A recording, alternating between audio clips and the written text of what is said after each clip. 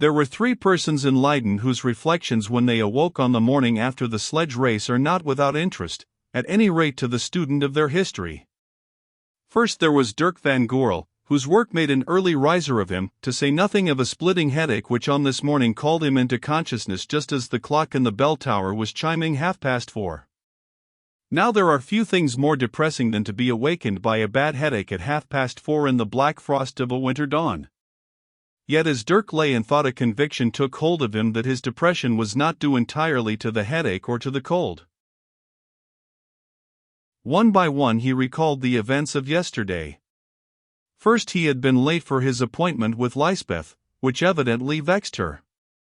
Then the Captain Montalvo had swooped down and carried her away, as a hawk bears off a chicken under the very eyes of the henwife, while he, donkey that he was, could find no words in which to protest.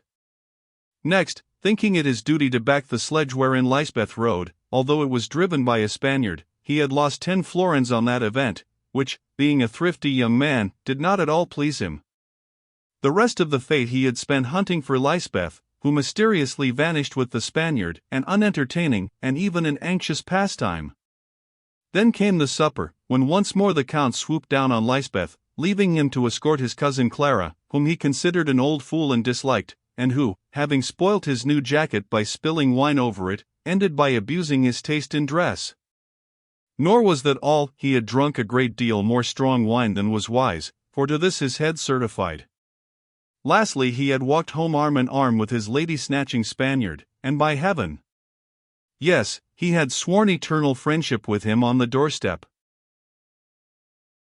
Well, there was no doubt that the Count was an uncommonly good fellow, for a Spaniard.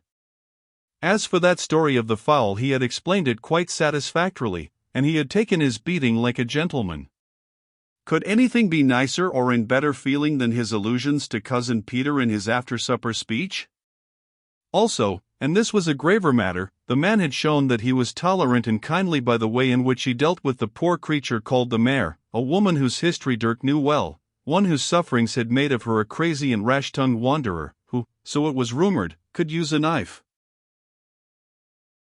In fact, for the truth may as well be told at once, Dirk was a Lutheran, having been admitted to that community 2 years before. To be a Lutheran in those days, that is in the Netherlands, meant, it need scarcely be explained, that you walked the world with a halter round your neck and a vision of the rack and the stake before your eyes, circumstances under which religion became a more earnest and serious thing than most people find it in this century. Still, even at that date, the dreadful penalties attaching to the crime did not prevent many of the burgher and lower classes from worshipping God in their own fashion.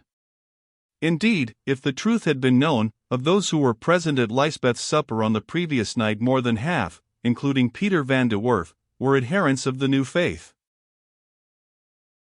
To dismiss religious considerations, however, Dirk could have wished that this kindly-natured Spaniard was not quite so good-looking or quite so appreciative of the excellent points of the young Leiden ladies, and especially of Lysbeth's, with whose sterling character, he now remembered, Montalvo had assured him he was much impressed.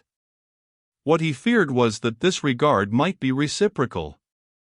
After all, a Spanish hidalgo in command of the garrison was a distinguished person, and, alas! Lysbeth also was a Catholic. Dirk loved Lysbeth. He loved her with that patient sincerity which was characteristic of his race and his own temperament, but in addition to and above the reasons that have been given already, it was this fact of the difference of religion which hitherto had built a wall between them. Of course she was unaware of anything of the sort. She did not know even that he belonged to the new faith, and without the permission of the elders of his sect, he would not dare to tell her, for the lives of men and of their families could not be confided lightly to the hazard of a girl's discretion. Herein lay the real reason why, although Dirk was so devoted to Lysbeth, and although he imagined that she was not indifferent to him, as yet no word had passed between them of love or marriage.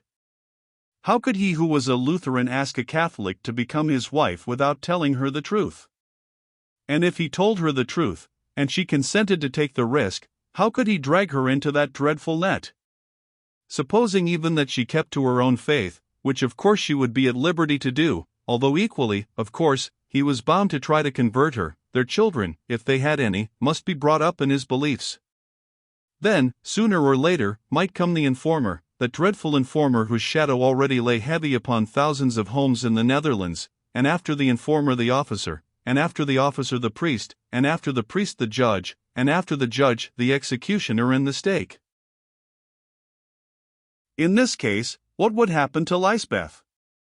She might prove herself innocent of the horrible crime of heresy, if by that time she was innocent, but what would life become to the loving young woman whose husband and children, perhaps, had been haled off to the slaughter chambers of the Papal Inquisition?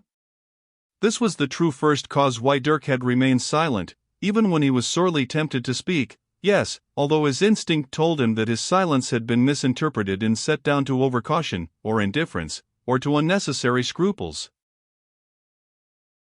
The next to wake up that morning was Lysbeth, who, if she was not troubled with headache resulting from indulgence, and in that day women of her class sometimes suffered from it, had pains of her own to overcome. When sifted and classified, these pains resolved themselves into a sense of fiery indignation against Dirk van Goorl. Dirk had been late for his appointment, alleging some ridiculous excuse about the cooling of a bell, as though she cared whether the bell were hot or cold, with the result that she had been thrown into the company of that dreadful Martha the Mare. After the Mare, aggravated by Black Meg, came the Spaniard. Here again Dirk had shown contemptible indifference and insufficiency, for he allowed her to be forced into the wolf's sledge against her will. Nay, he had actually consented to the thing.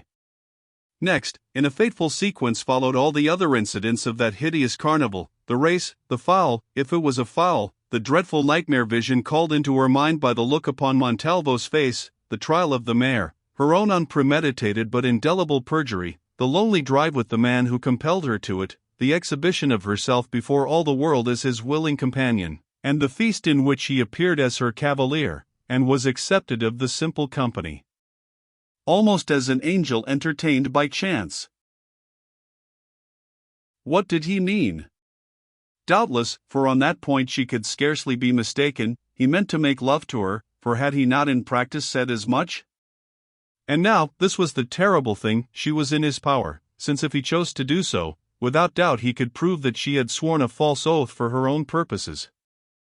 Also that lie weighed upon her mind, although it had been spoken in a good cause, if it was good to save a wretched fanatic from the fate which, were the truth known, without doubt her crime deserved. Of course, the Spaniard was a bad man, if an attractive one, and he had behaved wickedly, if with grace and breeding, but who expected anything else from a Spaniard, who only acted after his kind and for his own ends? It was Dirk that was to blame, not so much, and here again came the rub, for his awkwardness and mistakes of yesterday, as for his general conduct. Why had he not spoken to her before, and put her beyond the reach of such accidents as these to which a woman of her position and substance must necessarily be exposed? The saints knew that she had given him opportunity enough. She had gone as far as a maiden might, and not for all the Dirks on earth would she go 1 inch further. Why had she ever come to care for his foolish face? Why had she refused so and so, and so and so, and so and so, all of them honorable men, with the result that now no other bachelor ever came near her, comprehending that she was under bond to her cousin? In the past she had persuaded herself that it was because of something she felt but could not see, of a hidden nobility of character which after all was not very evident upon the surface, that she loved Dirk van Goorl. But where was this something, this nobility? Surely a man who was a man ought to play his part, and not leave her in this false position, especially as there could be no question of means. She would not have come to him empty-handed, very far from it, indeed. Oh! Were it not for the unlucky fact that she still happened to care about him, to her sorrow, never would she speak to him again. The last of our 3 friends to awake on this particular morning, between 9 and 10 o'clock, indeed, when Dirk had been already 2 hours at his factory and Lysbeth was buying provisions in the marketplace, was that accomplished and excellent officer, Captain the Count Juan de Montalvo. For a few seconds after his dark eyes opened he stared at the ceiling collecting his thoughts. Then, sitting up in bed, he burst into a prolonged roar of laughter. Really the whole thing was too funny for any man of humor to contemplate without being moved to merriment. That gaby, Dirk van Goorl, the furiously indignant but helpless Lysbeth, the solemn, fat-headed fools of Netherlanders at the supper, and the fashion in which he had played his own tune on the whole pack of them as though they were the strings of a fiddle. Oh, it was delicious. As the reader by this time may have guessed, Montalvo was not the typical Spaniard of romance, and, indeed, of history. He was not gloomy and stern, he was not even particularly vengeful or bloodthirsty. On the contrary, he was a clever and utterly unprincipled man with a sense of humor and a gift of bonhomie which made him popular in all places.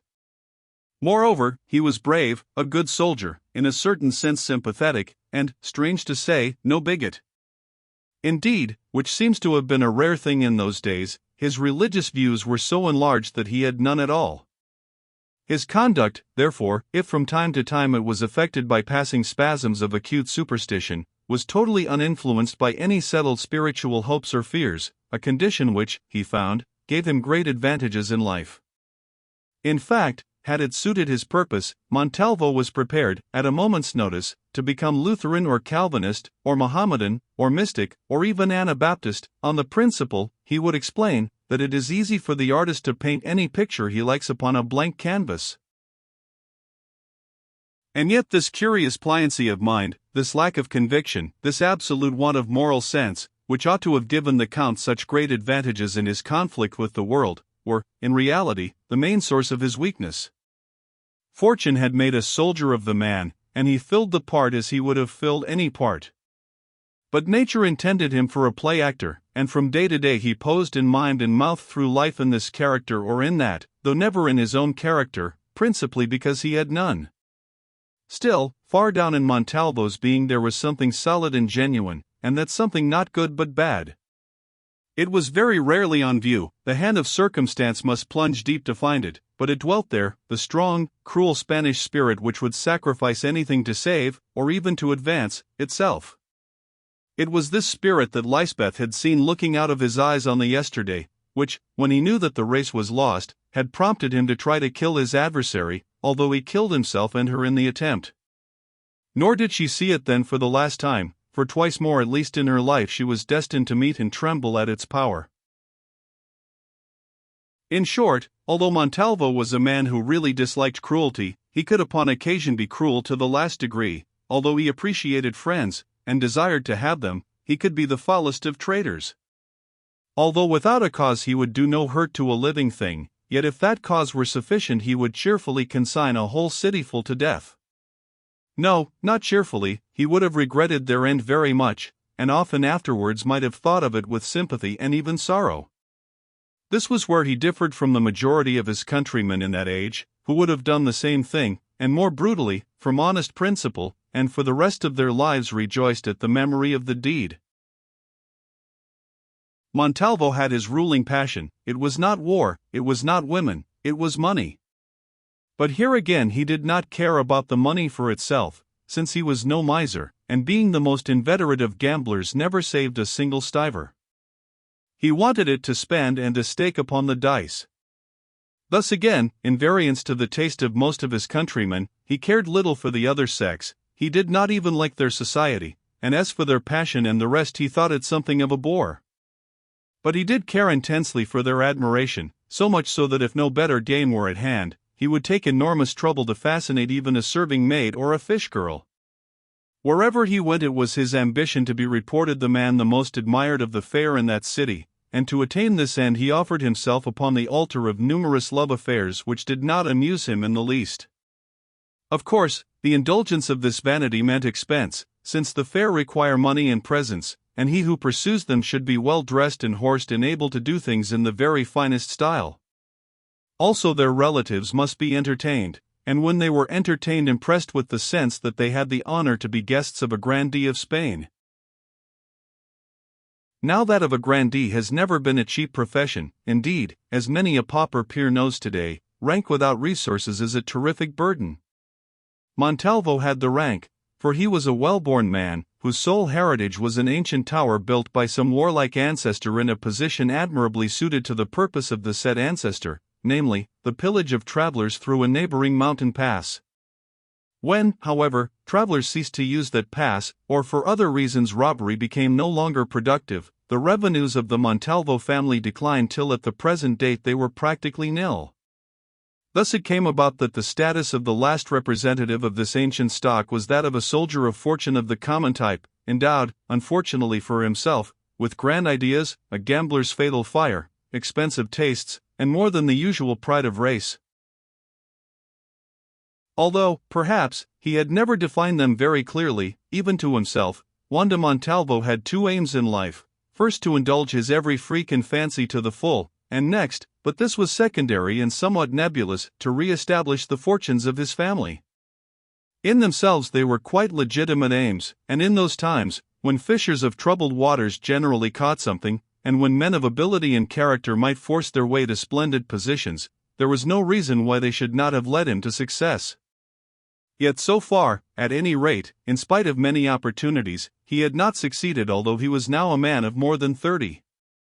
The causes of his failures were various, but at the bottom of them lay his lack of stability and genuineness. A man who is always playing a part amuses everyone but convinces nobody. Montalvo convinced nobody. When he discoursed on the mysteries of religion with priests, even priests who in those days for the most part were stupid, felt that they assisted in a mere intellectual exercise. When his theme was war, his audience guessed that his object was probably love. When love was his song, an inconvenient instinct was apt to assure the lady immediately concerned that it was love of self and not of her. They were all more or less mistaken, but, as usual, the women went nearest to the mark. Montalvo's real aim was self, but he spelt it money. Money in large sums was what he wanted, and what in this way or that he meant to win. Now even in the 16th century fortunes did not lie to the hand of every adventurer. Military pay was small, and not easily recoverable, loot was hard to come by, and quickly spent. Even the ransom of a rich prisoner or two soon disappeared in the payment of such debts of honor as could not be avoided. Of course there remained the possibility of wealthy marriage, which in a country like the Netherlands, that was full of rich heiresses, was not difficult to a high-born, handsome, and agreeable man of the ruling Spanish caste. Indeed, after many chances and changes, the time had come at length when Montalvo must either marry or be ruined. For his station, his debts, especially his gaming debts, were enormous, and creditors met him at every turn. Unfortunately for him, also, some of these creditors were persons who had the ear of people in authority. So at last it came about that an intimation reached him that this scandal must be abetted, or he must go back to Spain, a country which, as it happened, he did not in the least wish to visit. In short, the sorry hour of reckoning, that hour which overtakes all procrastinators, had arrived, and marriage, wealthy marriage, was the only way wherewith it could be defied. It was a sad alternative to a man who for his own very excellent reasons did not wish to marry, but this had to be faced. Thus it came about that, as the only suitable party in Leyden, the Count Montalvo had sought out the well-favored and well-endowed Juffrouw Lysbeth van Hout to be his companion in the great sledge race, and taken so much trouble to ensure to himself a friendly reception at her house. So far, things went well, and, what was more, the opening of the chase had proved distinctly entertaining. Also, the society of the place, after his appropriation of her at a public festival and their long moonlight tête-à-tête, which by now must be common gossip's talk, would be quite prepared for any amount of attention which he might see fit to pay to Lysbeth. Indeed, why should he not pay attention to an unaffianced woman whose rank was lower if her means were greater than his own? Of course, he knew that her name had been coupled with that of Dirk van Goorl. He was perfectly aware also that these two young people were attached to each other, for as they walked home together on the previous night, Dirk, possibly for motives of his own, had favored him with a semi-intoxicated confidence to that effect. But as they were not affianced, what did that matter? Indeed, had they been affianced, what would it matter? Still, Dirk van Goorl was an obstacle, and, therefore, although he seemed to be a good fellow, and he was sorry for him, Dirk van Goorl must be got out of the way, since he was convinced that Lysbeth was one of those stubborn-natured creatures who would probably decline to marry himself until this young Leidenlout had vanished. And yet he did not wish to be mixed up with duels, if for no other reason because in a duel the unexpected may always happen, and that would be a poor end. Certainly also he did not wish to be mixed up with murder, first, because he intensely disliked the idea of killing anybody, unless he was driven to it, and secondly, because murder has a nasty way of coming out. One could never be quite sure in what light the dispatching of a young Netherlander of respectable family and fortune would be looked at by those in authority. Also, there was another thing to be considered. If this young man died, it was impossible to know exactly how Lysbeth would take his death. Thus she might elect to refuse to marry or decide to mourn him for 4 or 5 years, which for all practical purposes would be just as bad. And yet while Dirk lived, how could he possibly persuade her to transfer her affections to himself? It seemed, therefore, that Dirk ought to decease. For quite a quarter of an hour Montalvo thought the matter over, and then, just as he had given it up and determined to leave things to chance, for a while at least, inspiration came, a splendid, a heaven-sent inspiration. Dirk must not die, Dirk must live, but his continued existence must be the price of the hand of Lysbeth van Hout. If she was half as fond of the man as he believed, it was probable that she would be delighted to marry anybody else in order to save his precious neck, for that was just the kind of sentimental idiocy of which 9 women out of 10 really enjoyed the indulgence. Moreover, this scheme had other merits, it did everyone a good turn. Dirk would be saved from extinction, for which he should be grateful. Lysbeth, besides earning the honor of an alliance, perhaps only temporary, with himself, would be able to go through life wrapped in a heavenly glow of virtue arising from the impression that she had really done something very fine and tragic, while he, Montalvo, under Providence, the humble purveyor of these blessings, would also benefit to some small extent. The difficulty was, how could the situation be created? How could the interesting Dirk be brought to a pass that would give the lady an opportunity of exercising her finer feelings on his behalf? If only he were a heretic now. Well, by the Pope, why shouldn't he be a heretic?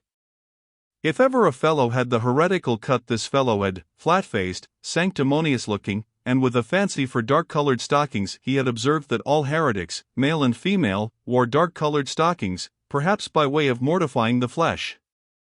He could think of only one thing against it: the young man had drunk too much last night. But there were certain breeds of heretics who did not mind drinking too much. Also the best could slip sometimes, for, as he had learned from the old Castilian priest who taught him Latin, humanum est, etc. This, then, was the summary of his reflections. 1. That to save the situation, within 3 months or so he must be united in holy matrimony with Lysbeth van Hout.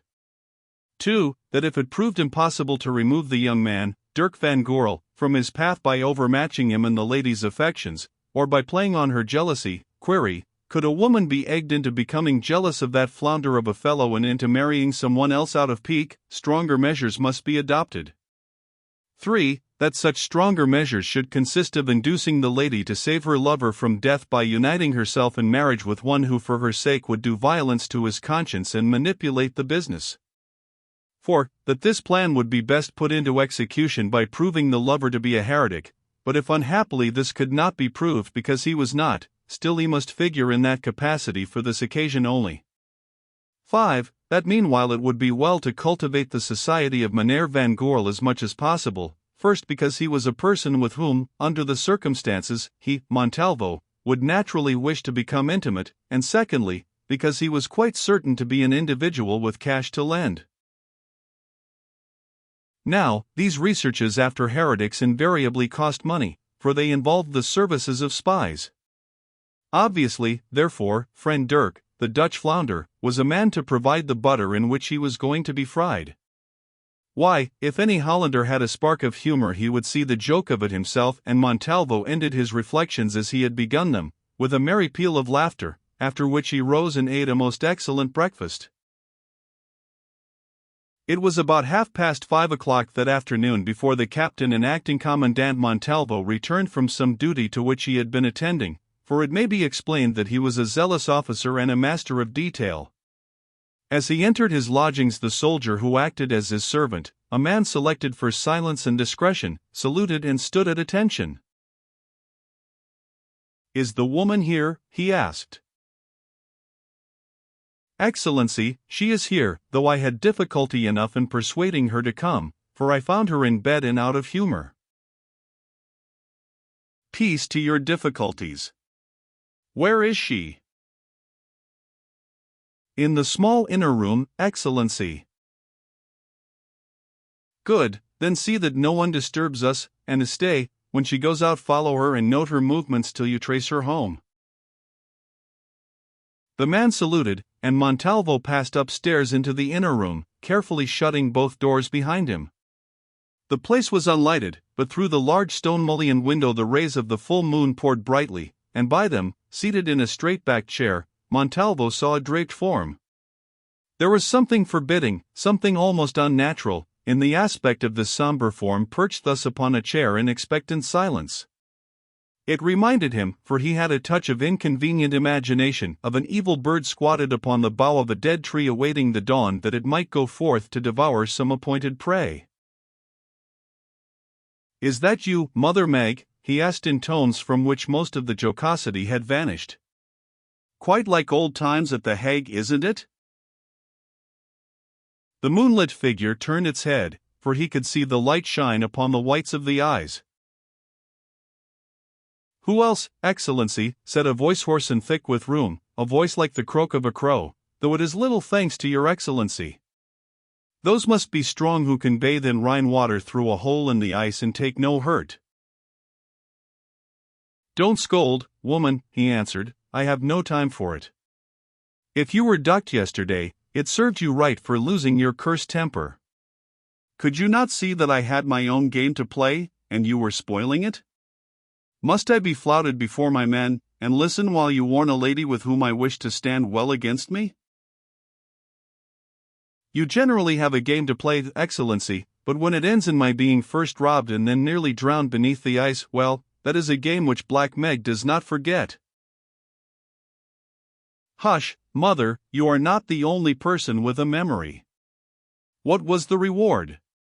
12 florins? Well, you shall have them, and 5 more, that's good pay for a lick of cold water. Are you satisfied?" "No, Excellency. I wanted the life, that heretic's life. I wanted to baste her while she burned, or to tread her down while she was buried. I have a grudge against the woman because I know, yes, because I know," she repeated fiercely, "that if I do not kill her she will try to kill me. Her husband and her young son were burnt, upon my evidence mostly, but this is the 3rd time she has escaped me. Patience, Mother, patience, and I dare say that everything will come right in the end. You have bagged 2 of the family, Papa Heretic and young Hopeful. Really you should not grumble if the 3rd takes a little hunting, or wonder that in the meanwhile you are not popular with Mama. Now, listen. You know the young woman whom it was necessary that I should humor yesterday. She is rich, is she not?" "Yes, I know her, and I knew her father. He left her house, furniture, jewelry, and 30,000 crowns, which are placed out at good interest. A nice fortune for a gallant who wants money, but it will be Dirk van Goorl's, not yours." "Ah! That is just the point. Now what do you know about Dirk van Goorl?" "A respectable, hard-working burgher, son of well-to-do parents, brass workers who live at Alkmaar. Honest, but not very clever, the kind of man who grows rich, becomes a burgomaster, founds a hospital for the poor, and has a fine monument put up to his memory." "Mother, the cold water has dulled your wits. When I ask you about a man I want to learn what you know against him." "Naturally, Excellency, naturally, but against this one I can tell you nothing. He has no lovers, he does not gamble, he does not drink except a glass after dinner. He works in his factory all day, goes to bed early, rises early, and calls on the Juffrouw van Hout on Sundays, that is all." "Where does he attend Mass?" "At the Groot Kerk once a week, but he does not take the sacrament or go to confession. That sounds bad, Mother, very bad. You don't mean to say that he is a heretic?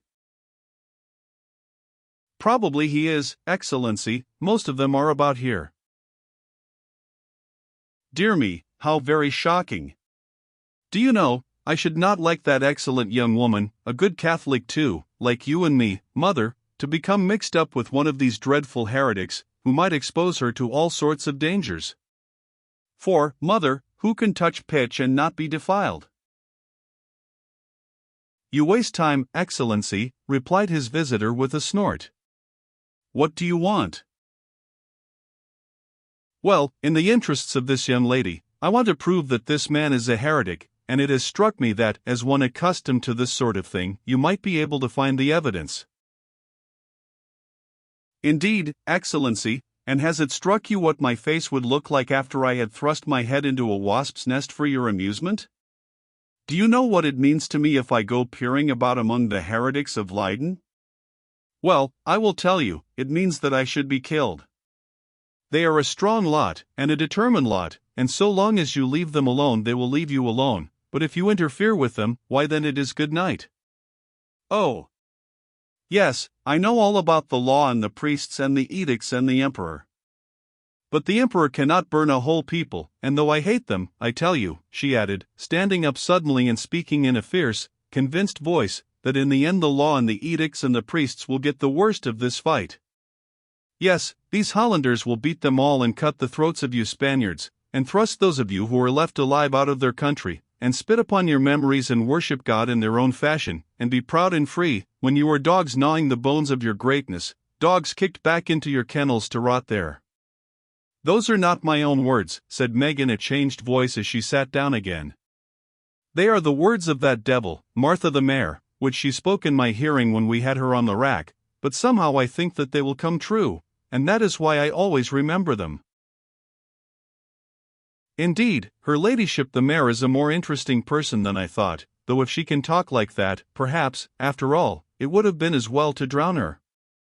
And now, dropping prophecy and leaving posterity to arrange for itself, let us come to business. How much? For evidence which would suffice to procure his conviction, mind. 500 florins, not a stiver less, so, Excellency, you need not waste your time trying to beat me down. You want good evidence, evidence on which the council, or whoever they may appoint, will convict, and that means the unshaken testimony of 2 witnesses. Well, I tell you, it isn't easy to come by, there is great danger to the honest folk who seek it, for these heretics are desperate people, and if they find a spy while they are engaged in devil worship at one of their conventicles, why, they kill him. I know all that, Mother.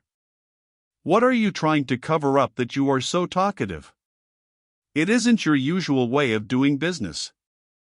Well, it is a bargain, you shall have your money when you produce the evidence. And now really if we stop here much longer people will begin to make remarks, for who shall escape aspersion in this censorious world? So good night, Mother, good night, and he turned to leave the room.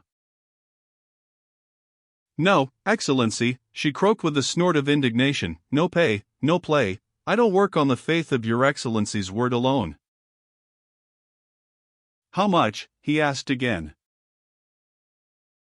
100 florins down. Then for a while they wrangled hideously, their heads held close together in the patch of moonlight, and so loathsome did their faces look, so plainly was the wicked purpose of their hearts written upon them, that in that faint luminous glow they might have been mistaken for emissaries from the underworld chaffering over the price of a human soul. At last the bargain was struck for 50 florins, and having received it into her hand Black Meg departed. 67 in all, she muttered to herself as she regained the street. Well, it was no use holding out for any more, for he hasn't got the cash. The man's as poor as Lazarus, but he wants to live like Dives, and, what is more, he gambles, as I learned at The Hague. Also, there's something queer about his past, I have heard as much as that. It must be looked into, And perhaps the bundle of papers which I helped myself to out of his desk while I was waiting, and she touched the bosom of her dress to make sure that they were safe, may tell me a thing or two, though likely enough they are only unpaid bills. Ah! Most noble cheat and captain, before you have done with her you may find that Black Meg knows how to pay back hot water for cold.